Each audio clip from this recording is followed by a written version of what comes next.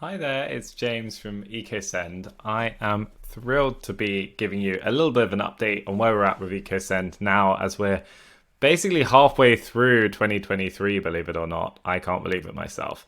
We've pretty much been doing EcoSend for a year now, which is flown by. We bought the domain name for EcoSend about a year ago, and so we've been building the concept of EcoSend ever since. And there's been a lot of great stuff going on, and I'm so grateful to everyone who's put their heart and soul into what we're working towards so far, all of the customers and partners who have been trusting us, and our lovely users. So I just wanted to dive into some of the things that we've been doing over the last month or so. Last month we had a slightly different update, which was all about EcoSend forms, and it's been great seeing customers use those EcoSend forms on their sites to help grow their audiences. So thank you everyone who's using those and who's given us feedback so far on them. It's really helpful, and we're making them better and better all the time. So that's been pretty cool. Now, a couple of the headlines for this month. We have been doing the podcast, and we've just wrapped up series 2 of the EcoSend podcast. We've had a whole raft of new blog posts on the blog, which is becoming this hugely valuable resource for sustainable content and sustainable digital marketing, and just digital marketing in general. So there's so much good stuff on there. We'll dive into that. And we've also introduced a new part of the site featuring our customers, the customers case studies section. And this is full of our brilliant, lovely customers talking about how they're using EcoSend and how they switched and how much better things are for them and their business and the planet as a result. So those are a few things. Yeah, just diving into the podcast, we've done a good 10 episodes of series 2. So now, all in all, I think that's about 20 episodes of the EcoSend podcast. If you haven't tuned in already and listened to an episode, I highly recommend you go and check it out. I might be slightly biased, but we really, really feel that there's so much wonderful, valuable content on there. And really, it's not me, it's our audience telling us what they want to hear, and our wonderful guests who have been so gracious with their time to talk to us about the climate and their businesses and what they're doing. And series 2 has been packed with amazing stories. I could easily list off all of them, but to pick out just 3, I did make a note of 3. So we started series 2 with Dan Gerard Smith talking about the importance of where we put our money and how much the banking sector has an impact on the climate. And so that's a great one to listen to if you bank with anyone. You might want to listen to that episode to find out how your bank is spending your money and investing it, and potentially not always in the best places.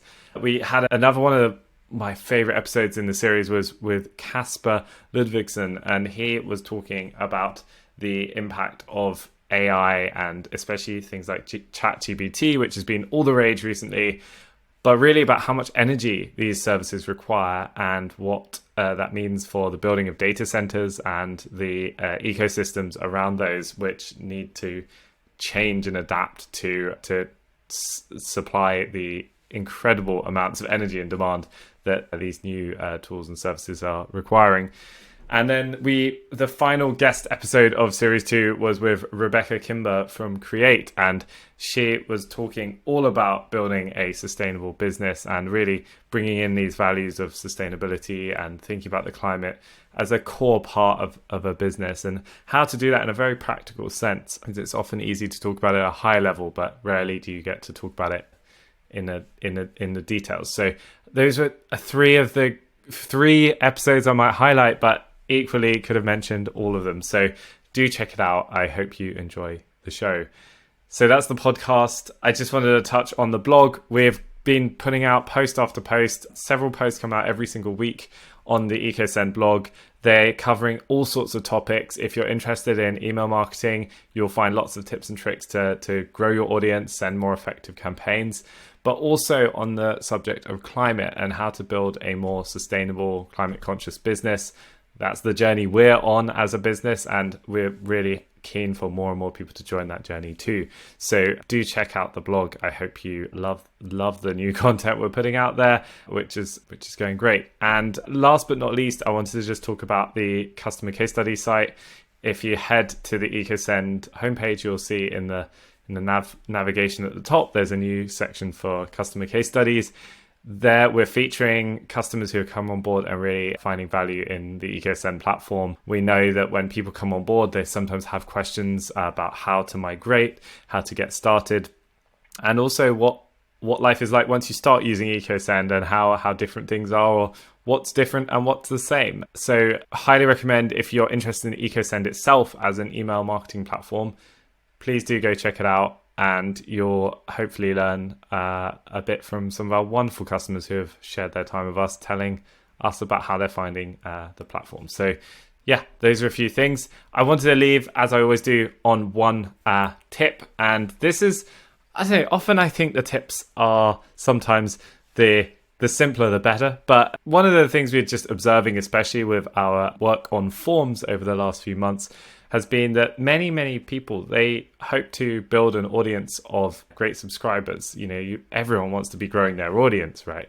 And it's one thing to put a form on your site. That's a good start. And to ask people to drop an email address. That's a lot more than many people are doing out there, because often people don't have a way to capture an email address even.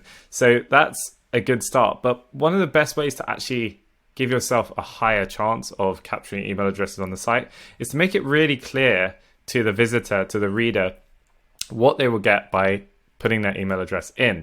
If you think about it, when you go to a website, you're not always sure whether you put your email address in, whether you're going to get spam, whether you're going to get emails every day, or whether you're going to get one email once in a blue moon. So if you make it really clear the cadence at which you're emailing people, and maybe even as an option, you could try a little bit of an intro to automation by offering readers a free gift of some sort, a digital download perhaps, or some sort of ebook, or some sort of access to a specific page on your site that maybe isn't linked publicly. Try offering that as an incentive for people to sign up.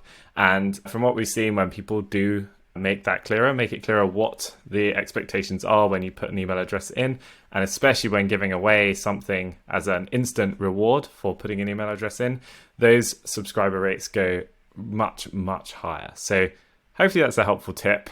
Maybe it's obvious, maybe you're already doing that. If you are, I'd love to hear about it. So thank you for tuning in for another update on EcoSend.